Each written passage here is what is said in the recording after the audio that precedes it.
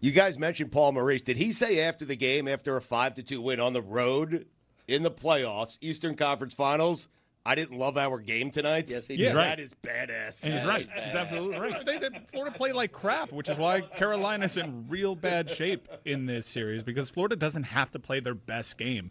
They were playing the game that Carolina wanted to play. Limited chances, shaky goaltending from Carolina, which has been questioned, even though Anderson's been good. But I'd said this on other podcast appearances. The playoffs have been a flat track for Carolina. They got New Jersey and they got Washington, two teams that don't necessarily play this aggressive playoff style. And New Jersey's been hurt. Yeah, and Florida's been in the deep end of the pool for a month and a half.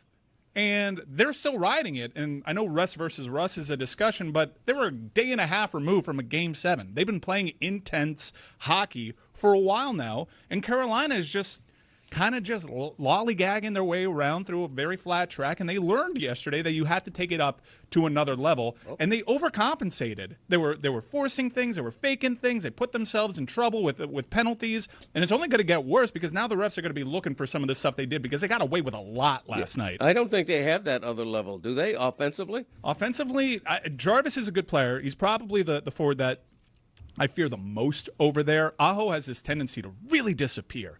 I mean, really disappear. And where Toronto found success in the series against Florida was screening Bob, getting in front there. And Mikkola just decided midway through that Toronto series he wasn't going to let that happen anymore. And if there was a player to watch last night, it would be Mikkola in front of Sergei Bobrovsky's net, having absolute jousting matches with every forward that was sent his way. Horses and everything. It was crazy. There was just unmitigated violence in front of Sergei Bobrovsky's net, and Mikkola answered the bell. The other thing about Mikkola is him joining on that rush on that A.J. Greer goal. That was amazing. You seen that big man over here creating – it was a 3-on-2 and ended up being a 2-on-1 at the blue line.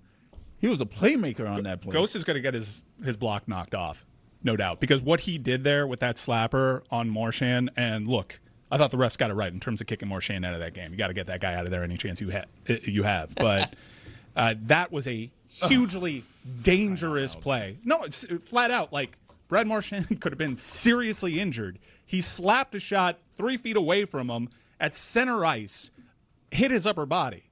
That player safety has to get involved here. Otherwise, the Panthers have already alluded to it, they'll take justice into their own hands. Yeah, I didn't get the logic of the penalty situation. That's there. playoff hockey. That's Stugotz' music right there. Like, that should have been unsportsmanlike conduct for the firing that puck at Marchand. He only got a roughing penalty, gosh, to spare on that situation. Well, two separate roughing penalties and the 10-minute misconduct, which drew Marchand out of the game. It didn't make any sense to me. Marchand kind of went in sticks high, was kind of reckless, but you can understand it because Brad's like, are you trying to kill me here? What is the point of this? It was a very dangerous play. I think the Panthers team that won the championship last year is better right now. And we saw it again last night with Greer and some others. Hold on. You're saying this team is better than the team that won the championship? Yes. Okay. Yes. You said the opposite. I think this team is deeper to be determined if they're better. I think defensively they were a little bit more stout last year, particularly along the blue line. But in terms of talent, dating back to the President's Trophy team, I think this is the deepest Florida Panther team that we've seen in some time. Like the Marchand thing, as many people took it as like an insult, I'm saying Florida's got so many great wingers. Look at who the leader in playoff points on 5-on-5 hockey is. It's Luostarinen. Right. They have Gadjevich answers a bell. When Boquist is in there, he swear to God, scored. he's just making up names right now. No, Mackey. Roy was showing off. We haven't even seen Mackey really at all in these playoffs, and I think he's probably one of the more talented players on the puck for Florida. So it's an embarrassment of riches for Florida, and this is a really difficult matchup for Carolina. And Florida's had 17 different players score goals in the postseason, 7 different defensemen. Their goals come from everywhere. Marchand's line has been the best line in the playoffs for the Panthers. The fourth line is scoring. Well, I suspect Mike has some issues with the. No.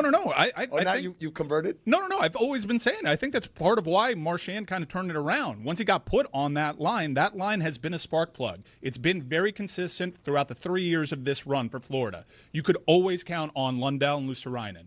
And now Luostarinen has taken it up a notch. He's made himself a lot of money. Hell, if they make it to the final, Luostarinen has an argument to be Conn Smythe, which is insane. insane. If we're drafting Finnish players in this series, I might take Aho last because of how little he shows up in these big moments. That is crazy stuff. He's finished. Yeah, secondary scoring has been gigantic for the Florida Panthers, and that's proven through how deep this team is. Thomas Nosek, who's on the fourth line, had to go up to the third line because Marchand was thrown out of the game because of that misconduct.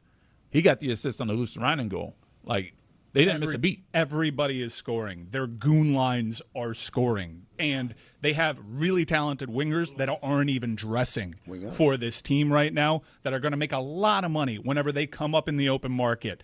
Boquist might make some money if he's a free agent. I know Mackey's probably going to get some offers. He's got a brilliant future. Florida has got a lot of depth.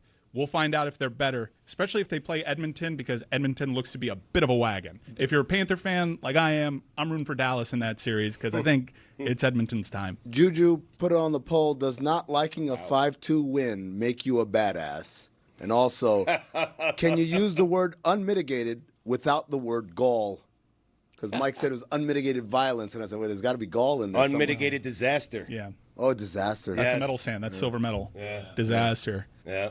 Gall, disaster, and then violence, I guess? Yeah, that's a metal sand. But Gall leads, to your point. Gall leads the unmitigated conversation. By the way, 2 power play goals for the Panthers. I don't expect that to happen again against the league's best penalty kill, so good job by them. It's really interesting throughout this Panther run. They did it as an 8 seed that was lucky to get in the playoffs.